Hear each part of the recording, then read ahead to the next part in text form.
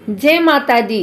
आइए सुनते हैं चैत्र नवरात्रि के तीसरे दिन माँ चंद्रघंटा की यह कथा। चैत्र नवरात्रि का तीसरा दिन है। इस दिन माता के तीसरे स्वरूप माँ चंद्रघंटा की आराधना की जाती है। माँ दुर्गा का ये लोकप्रिय अवतार है जिसकी पूजा वैष्णो देवी में की जाती है। शास्त्रों के अनुसार माँ चंद्रघंटा को हिंदू धर्म में अधिक महत्व प्राप्त है। इनकी साधना से जहाँ तक एक तरफ मन को शांति प्राप्त होती है तो वहीं दूसरी ओर इस खास अवसर पर इनकी साधना से जातक का मन मणिपुर चक्र में प्रविष्ट होता है।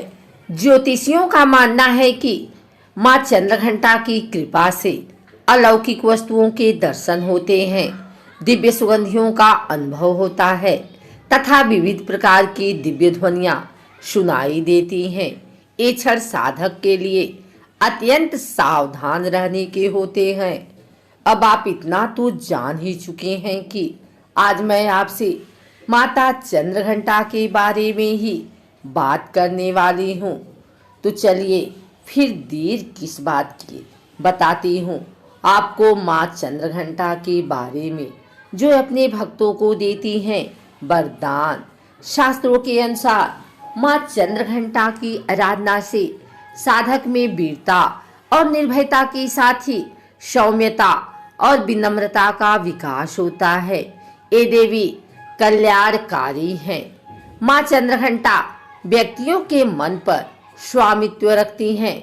अगर माँ चंद्रघंटा के रूप की बात की जाए तो माँ के इस रूप के मस्तक पर घंटे के आकार का आधा चंद्र है, इसीलिए इस देवी को चंद्र घंटा कहा गया है। इनके शरीर का रंग सोने के समान बहुत चमकीला है। अपने इस रूप से माता देवगण संतों और भक्तजन के मन को संतोष प्रदान करती हैं। माँ चंद्रघंटा अपने प्रिय वाहन सिंह पर बैठकर अपने 10 हाथों में खड्ग, तलवार, ढाल, गदा, पास, त्रिशूल, चक्रधनुष भरे हुए तरकस लिए मंद मंद मुस्कुरा रही होती हैं।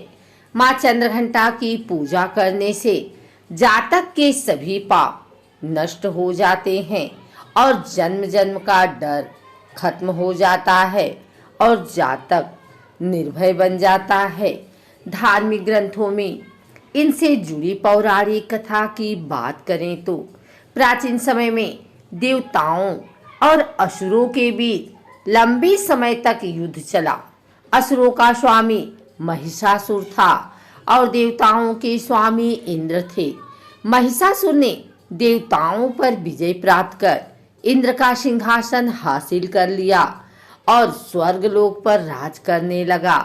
इसे देखकर सभी देवता परेशान हो गए और इस समस्या से निकलने का उपाय जानने के लिए त्रिदेव ब्रह्मा, विष्णु और महेश के पास पहुंच गए। देवताओं ने बताया कि महिषासुर ने इंद्र, चंद्र, सूर्य, वायु और अन्य देवताओं के सभी अधिकार छीन लिए और उन्हें बंधक बनाकर स्वर्गलोक का राजा बन गया।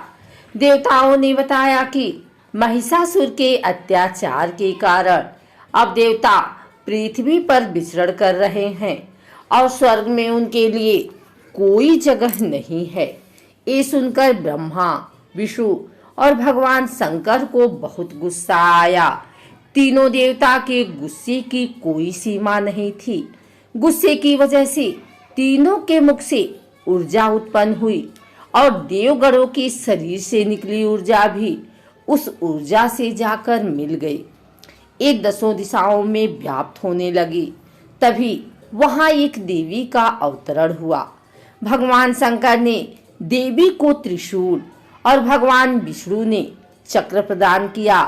इसी प्रकार अन्य देवी देवताओं ने भी माता के हाथों में अस्त्र शस्त्र सजा दिए। इंद्र ने भी अपना वज्र और ऐरावत हाथी से उतरकर 1 घंटा दिया। सूर्य ने अपना तेज और तलवार दिया। सवारी के लिए शेर दिया, तभी उनका नाम चंद्रघंटा पड़ा। अब देवी महिषासुर से युद्ध के लिए पूरी तरह से तैयार थी। उनका विशालकाय रूप देखकर महिषासुर ये समझ गया कि अब उसका काल आ गया है। महिषासुर ने अपनी सेना को देवी पर हमला करने को कहा। अन्य देवता और दानवों के दल में भी युद्ध में कूद पड़े, लेकिन देवी ने एक ही झटके में दानवों का संहार कर दिया। इस युद्ध में महिषासुर तो मारा ही गया, साथ में अन्य बड़े दानवों और राक्षसों का भी संहार माँ के हाथों से कर दिया गया। इस तरह माँ ने सभी देवताओं को असुरों से मुक्ति दिलाई। ज्योतिष शास्त्र के अनुसार चलिए देवी चंद्रघंटा की साधना करते हुए खास ध्यान रखना चाहिए। सबसे पहले नहा धोकर घी का दीपक जलाएं और फिर कलश में गंगा जल मिला लें। साथ ही कलश में दुर्वा, सुपारी, सिक्का, केसर, चावल, बेलपत्र डालें। माँ को पीले फूल चढ़ाएं।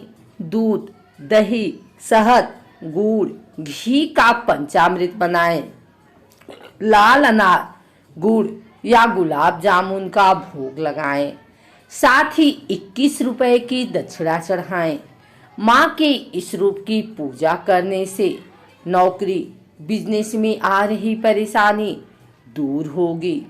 साथ ही घर के सभी क्लेश खत्म हो जाएंगे और आप एक बेहतर जिंदगी जी पाएंगे। इसके अलावा देवी चंद्रघंटा के निम्न मंत्रों का भी जाप करें, जिससे आपकी आर्थिक तंगी दूर होगी और आपकी सभी मनोकामना पूर्ण होगी। अगर आपको हमारी वीडियो अच्छी लगी हो तो इसे लाइक करें, कमेंट करें, शेयर करें। हमारे चैनल को सब्सक्राइब करके बेल नोटिफिकेशन ऑल पर सेट कर लें, ताकि आगे आने वाली वीडियो सबसे पहले आप तक पहुंच सके। धन्यवाद।